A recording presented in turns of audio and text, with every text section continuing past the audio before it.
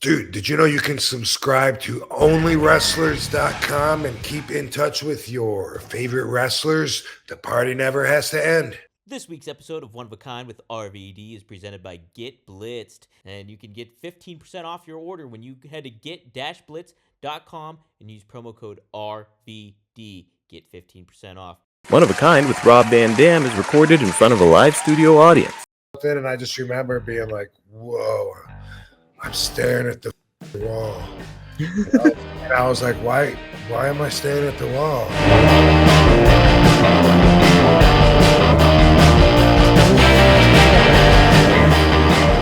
Ricky asks us, talk to us about cannabis use in Japan in the 90s when you wrestled in Japan. And what's the best places to smoke overseas? We were in Japan just a couple years ago, and it already was a huge deal. Like, weed was still a really big deal there because people were freaking out that Rob posted something while he was in Japan. Like, take it down now, please. Really? Yeah, it's big trouble in Japan. So they don't like it. It's not common. You know, American wrestlers will stand out in the open and smoke on the streets, but when you do, everyone's like, "Oh, no! Oh, that's not okay. Yeah. You know, please, no." They really freak out over it. And last time I posted that just a picture, I guess, because I had a whole bunch of doobies all rolled up that someone gave me, and I just said, I think I thanked them or whatever, and then we were underneath the arena, and I filmed on there. Said, we just were this is a cool smoking spot we found or whatever. And man, we had so many people reaching out to us saying, so and so's trying to get a hold of you. You know, like, so, you know, our Japanese friend, he'd be upset if I gave you his name right now. So I won't do it. But I finally, I called him or texted him, please take that down. I was like, all right, no problem, dude. Really? Like, who's gonna see that anyway? But okay. But yeah, in the 90s, the weed didn't used to be very good that we would get out there, but it was weed, and so we could get hash, which was much better, and it was the same price basically. Mm-hmm. And the hash would usually be like black, like a brick, like a Hershey bar of it. And we would usually take a can and poke a whole bunch of holes in it with a pen and smoke it out of the can with the hash on top. Once in a while we would get weed, and it would kind of be it would be a treat, especially if it was given to us, you know what I mean, as a gift. But that was popular to do, and then I stuck to that while a lot of the other boys were doing coke, ice. I don't even know what the fuck. Lord. Yeah, what is that? I don't know what it is. I think it's crack. That's what I was thinking too. I think it's crack. One night, all the guys were so excited about having ice, and I just had the hash, and I was hanging out with all of them, staying up, just smoking my hash and feeling like really mellow and looking at it and being like, man, these guys are fucking nuts, and they're all tweaking.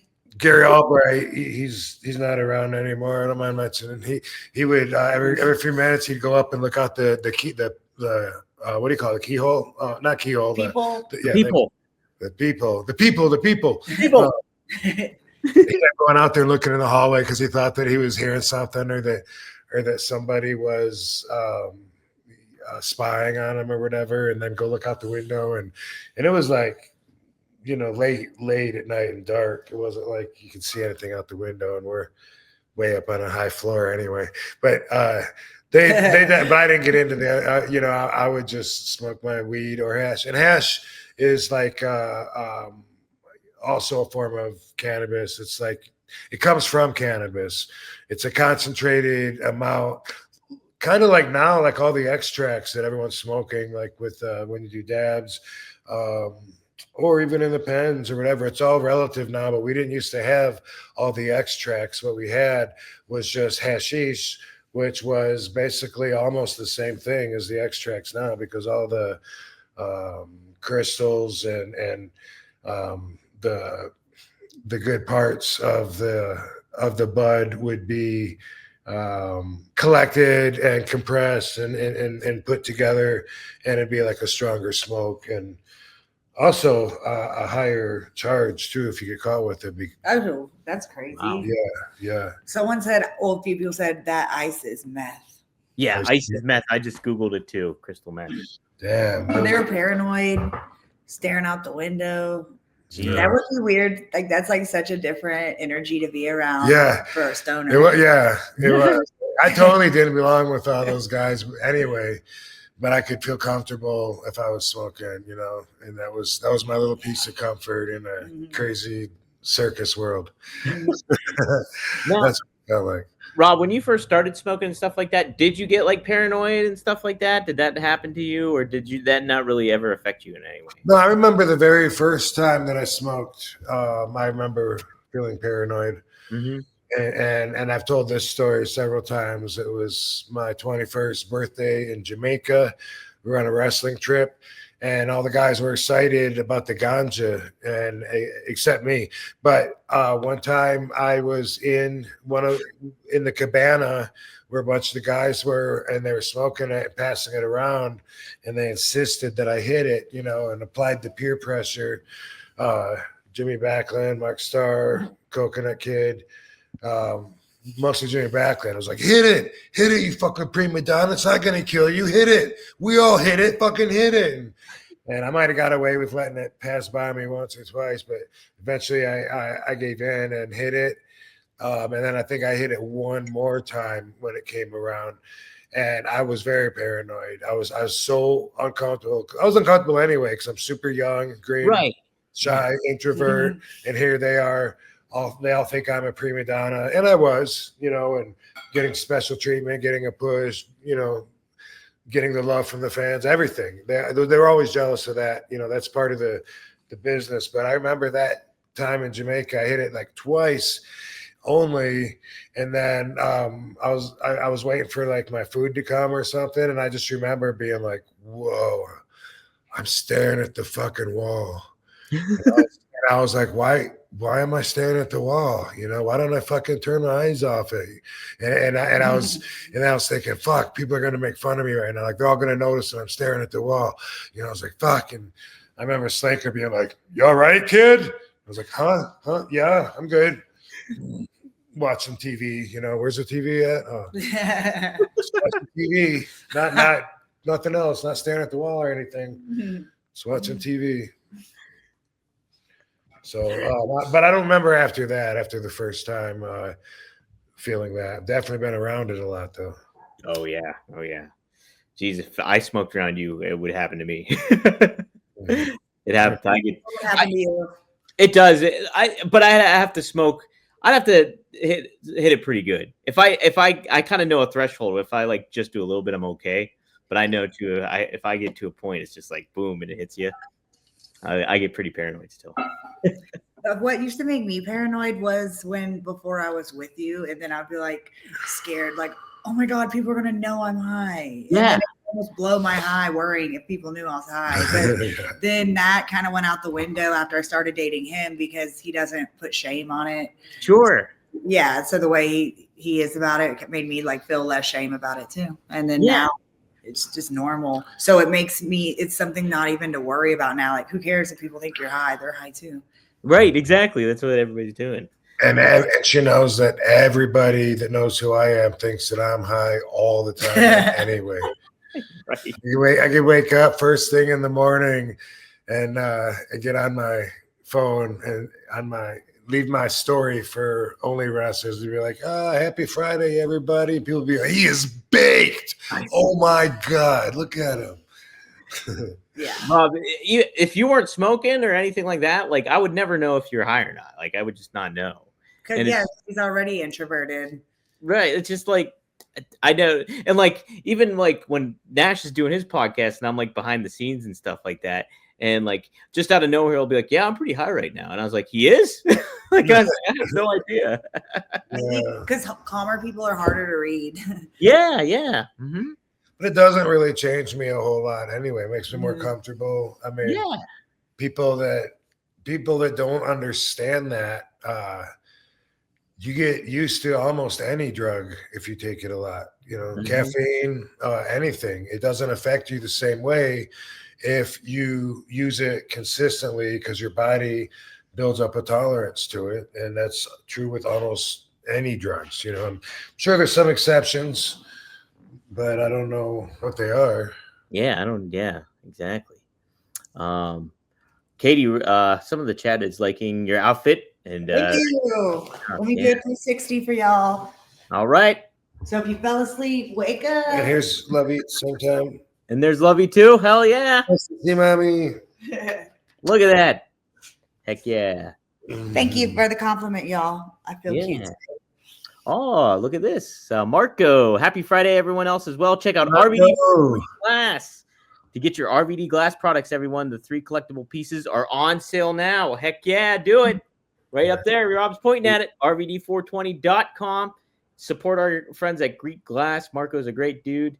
Shout out to him, and thanks Happy for Friday, Marco. Yes. Here's another favorite question.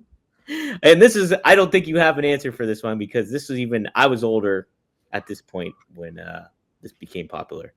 Do you have a favorite Pokemon? Charizard. Oh, there you go. Tubi. Is that a Pokemon? I don't know. It's a TV channel, but I always try to say it in a little. He doesn't know any. I don't know any. No, I do from my nieces and nephews and playing with them. Oh, that's great. Yeah. Yeah.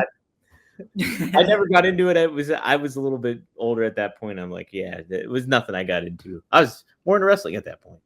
Hey, it's time for the NBA. Who's scoring big in the NBA this season? You are, with the new ways to get in on the action at DraftKings Sportsbook, an official sports betting partner of the NBA. From monster slams to dishing the rock, you smell what I'm cooking, to cleaning the glass. Get behind your favorite players and the prop bets you can make on DraftKings, the home of NBA player props. Plus, you can get some good odds on who will be the NBA Finals winner right now. You can get in on the Oklahoma City Thunder at plus 200. Holy smokes. Boston Celtics at plus 205. You can get Cleveland Cavs at plus 600. Or LA Lakers. LeBron and Luka kind of catching on a little chemistry there at plus 1600s. The lines and odds are subject to change, so be aware of that. But here's something special for first-timers. And new DraftKings customers, you can bet $5 and get $150 in bonus bets instantly. Take to the rack with DraftKings Sportsbook. Every point counts. Download the DraftKings Sportsbook app and use code RVD. That's code RVD for new customers to get $150 in bonus bets when you just bet $5 only on DraftKings. The crown is yours. Gambling problem? Call 1-800-GAMBLER. In New York, call 8778-HOPE-NY or text HOPE-NY 467-369. In Connecticut, help is available for problem gambling. Call 888-789-7777 or visit ccpg.org. Please play responsibly. On behalf of Boot Hill Casino and Resort in Kansas, 21 plus age and eligibility varies by jurisdiction. Void in Ontario. Bonus bets expire 168 hours after issuance. For additional terms and responsible gaming resources, see dkng.co/bball. This episode is sponsored by Blue Chew. Let's talk about sex, guys. Remember the days when you were always ready to go? Now you can increase your performance and get the extra confidence in bed. Listen up, BlueChew.com. Blue Chew is a unique online service that delivers the same active ingredients as Viagra, Cialis, and Levitra, but in chewable tablets and at a fraction of the cost. You can take them anytime, day or night, so you can plan ahead or be ready whenever an opportunity arises. The process is simple. Sign up at BlueChew.com, consult with one of their licensed medical providers, and once you're approved, you receive prescription within days. The best part, it's all done online, so no visits to the doctor's office, no awkward conversations, and no waiting in the line at the pharmacy. Blue Chew tablets are made in the USA and prepared and shipped direct to your door in a discreet package. They always say first impressions are important. What about lasting impressions? Blue Chew wants to help you have better sex. Discover your options at BlueChew.com. Chew it and do it. And we've got a special deal for our listeners. Try Blue Chew free when you use our promo code RVD at checkout. Just pay $5 shipping. That's BlueChew.com, promo code RVD to receive your first month free. Visit Blue Chew for more details and important safety information. And we, RVD and I, thank Blue Chew for sponsoring the podcast.